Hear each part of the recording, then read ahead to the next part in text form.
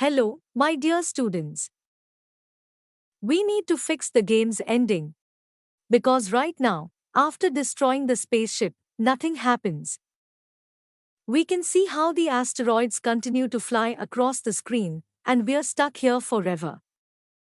Ideally, after the spaceship is sent to the great beyond, the asteroids on the screen should stop moving. After a short delay, we should return to the main menu. Let's open the Player Collision branch and find the part where we destroy the spaceship. Right after that, let's assign the game state variable the value of main menu.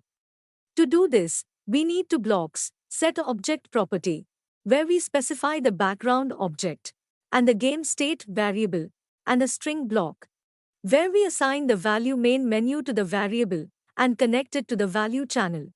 After that, we can add a short pause, about 2 seconds, and switch to the main menu using the set camera active block. Let's start the game, destroy the spaceship. After destroying the spaceship, take a close look at the screen.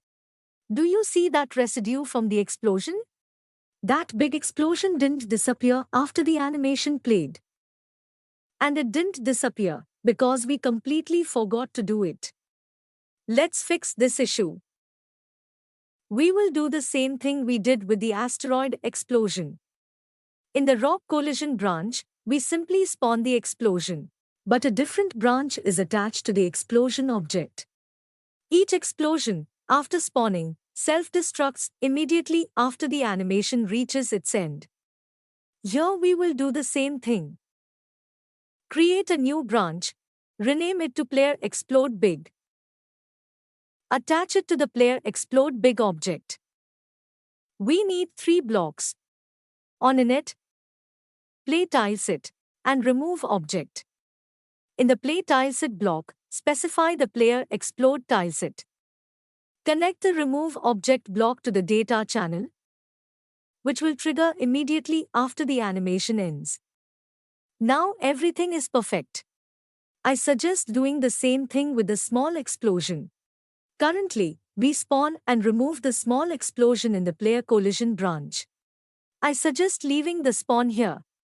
We'll move the removal to a separate branch. This way, we increase our chances of success. So, let's create another logical branch and name it Player Explode Small. Immediately attach it to the Player Explode Small object. In this branch, we will have 3 blocks. On init, sleep with a value of 0, and remove object. And you can remove all checkboxes. Now, let's go back to the Player Collision branch and remove 2 unnecessary blocks after spawning. Now let's stop the movement of asteroids immediately after destroying the spaceship. To do this, we can use the state of the game state variable. In the rock move branch, right after the update block, add a gate block and check the condition. If the game state variable is equal to play, only then will the asteroids move. Don't forget to specify the background object in the object field, because the game state variable is stored there. Now we can also stop the animation for the asteroids. To do this, go to the rock image branch and add an on-event block. Let's come up with and insert an event name into it, after which the asteroid animation should stop, for example, game over. Right after that, add a set tileset paused block. Leave the object field empty. Activate the pause checkbox. Now, as soon as the game over event occurs, the animation will be paused on all asteroids. Now we need to think about where we should trigger this event. Of course, it should be triggered when the spaceship is destroyed. Go to the Player Collision branch. Find the gate block with the condition, if life is greater than 0. We need a false channel. Insert a send global event block into it, and enter game over. Now, after destroying the spaceship, the asteroid stops spawning, moving, and animating.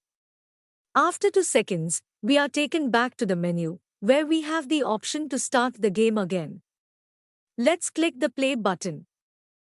What do we see? we see several problems. The first problem is that the asteroids remained in the same place as they were before. The second problem is the score didn't reset, and we're starting the game from where we left off. There's another problem as well. The life indicator and the score are now duplicated. While the score bar looks fine, the same can't be said for the life bar. So, after destroying the spaceship and returning to the menu, we need to remove all asteroids from the screen. We also need to reset the score variable. Lastly, we need to remove the score bar and life bar elements from the screen. Let's start with the easy part, removing the life indicator and score. In the Game Init branch, add an on-event block. Specify the event as game over. Right after that, remove two objects, the life bar BG and score base, along with their children. It should work, but after the first game over, if you start the game again, the newly spawned interface elements will have different names because ordinal numbers will be added to the original names. Therefore, these blocks won't work because they won't find objects with the required names. So, let's proceed as follows. Right after spawning, we will assign the correct names to the objects. Let's use the setObjectName block. For the LifeBarBG object, we will assign the name LifeBarBG. Connect the object channel to the spawn block. And immediately after spawning the scoreBase object, let's give it the name scoreBase. Now, by referring to these elements by name, we will guarantee their removal. But to access them by name, it's not enough to simply enter the name in the object field. We need to get object by name blocks. Enter the object names in them and connect them to the object channels. Now, the elements are guaranteed to be deleted every time after game over. However, one problem remains. The score of sit now works incorrectly after the second load. This is because in the score bar branch, we still access the object through a messy stack. Let's add a getObjectByName block here as well, enter the name scoreBase, and connect it to the object channel. Fantastic! No matter how many times we load the game, everything works correctly. Now, let's delay the removal of the score from the screen a bit because after game over, we have a whole 2 seconds to realize the reality and also to have a chance to see how much we scored. So, in the Game Init branch, before removing the score and life, let's add a 2-second delay. Well, let's reset the score while we're at it. Right there, after removing the score from the screen, add a setObjectProperty block. Leave the object field empty. Specify the variable as score. Connect an integer block with a value of 0. There you go. The last issue. Asteroids should be removed from the screen. Every time we press the play button in the main menu, we should start the game from scratch. The shortest way to solve the problem is to go to any branch related to asteroids. For example, the Rock Collision branch. Take the Update block. Create a check using the Gate block. Check the value of the game state variable. If it's equal to main menu, it means we don't need the asteroids anymore. Remove them with the Remove Object block. Let's start the game, die quickly, and make sure that the asteroids have disappeared from the screen. The scheme works, but it's too simple. I want the asteroids to stay on the screen until we jump back to the main menu. We could try adding a delay before removal. But let's try something new for a change.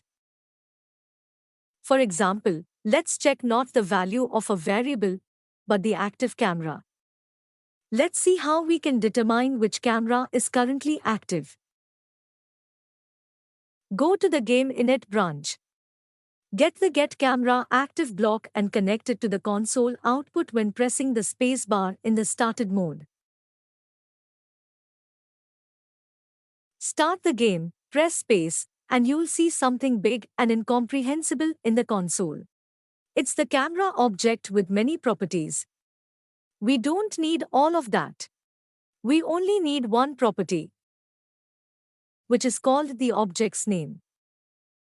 We can extract it from this mess using the getObjectName block. Don't confuse it with a similar block, getObjectByName, which finds and returns an object by its name.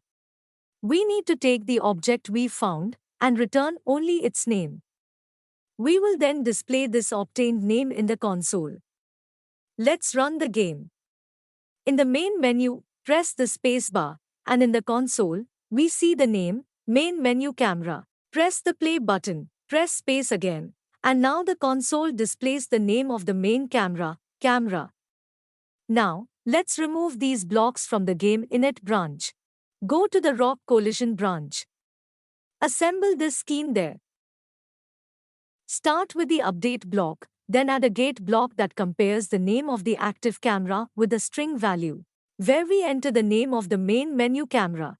Connect the true channel to the remove object block. Leave the object field empty and keep the child checkboxes active. That's probably it. Let's run the game.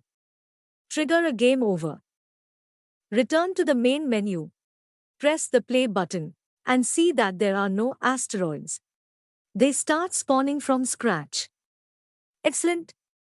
Now, it's time to relax. Goodbye.